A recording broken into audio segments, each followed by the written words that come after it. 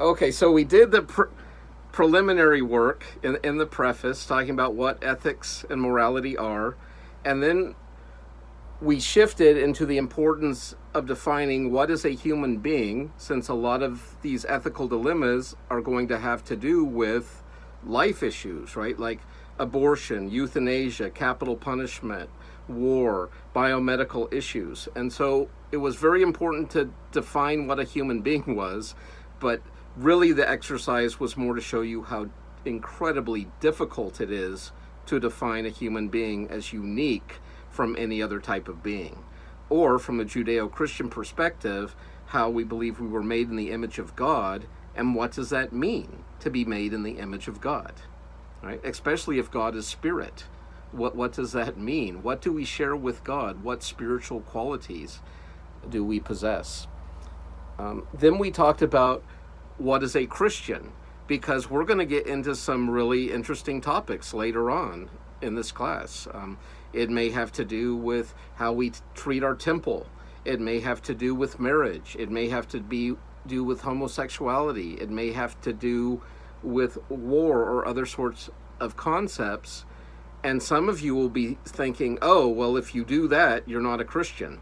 I just noticed Planned Parenthood endorsed Biden this week for president.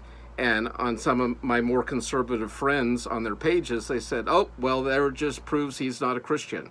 And I'm just thinking, well, that's an interesting criteria for making someone a Christian, right? That's not part of the gospel. That's certainly not part of the Nicene Creed. And I would love to hear from that person what exactly they think a Christian is.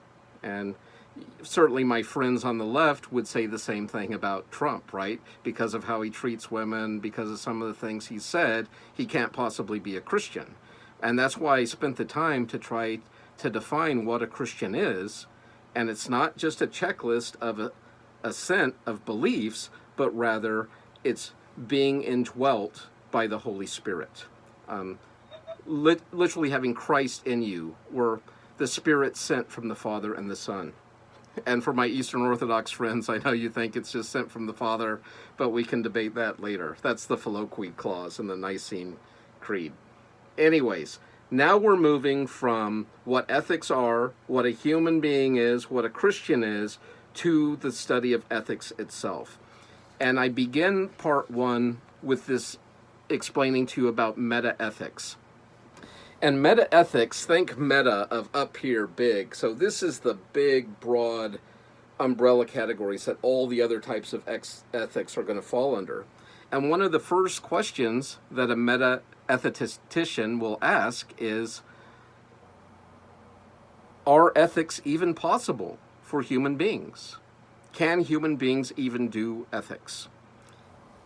And so they would ask questions like, do we have the epistemology? Do we have the ability to know enough to come up with ethical decisions? Do we have the power to live out the systems we create? How do we live up to these systems? Maybe we can come up with this great ivory tower ethical way of living, but it's so perfect, so good, that no human being can live up to it. That would be a problem. And so meta-ethics is dealing with these high-end questions.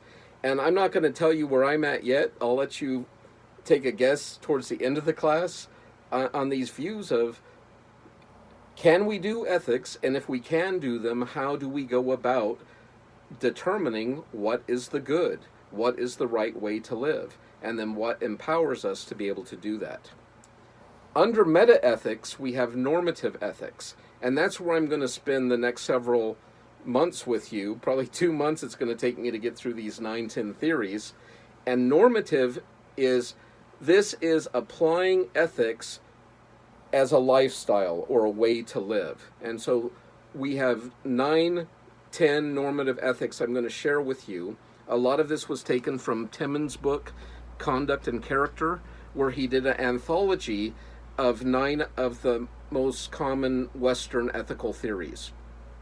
If I have time, I'd love to add in some Eastern theories too, like some Confucianism, Taoism, etc. Maybe some of the ethical views from India subcontinent, or from Native Americans or African groups. But I may have to do a cross-cultural ethic class someday. Under normative ethics would be ethical topics. And I like to think of philosophy kind of like the eye of Sauron in Lord of the Rings, where it fixes its gaze on something and then just begins to dissect it and try to understand it. And we can do that with any topic. So you could have environmental ethics, you could have medical ethics, you could have biomedical ethics. We could do Christian ethics, we could do business ethics, we could do the ethics of farm production. So we can apply this topic to literally anything under the sun. And we'll do a little bit of that at the end of the class. And I would like to make it relatable to what your topics are in your life. Like, what are the ethical issues that you're struggling with? They may not be the classic abortion, war, capital punishment, euthanasia, marriage, divorce, like in the past. I mean, you may want to talk about legalized marijuana. You might want to talk about, is it unethical not to wear a mask? We might want to talk about the ethics of race relations and how we should treat other human beings. I would love to do things that are contemporary and in the news right now. So be thinking about that, and I will cater that to you in the second part of class. So that's where we're headed. Meta-ethics is asking the big questions. Is ethics even possible? And if so, how? Normative ethics are theories on different perspectives of people over the millennia on how they think the right way to live should be. And then lastly is topics, and we'll do topics at the end of class. So there's your roadmap.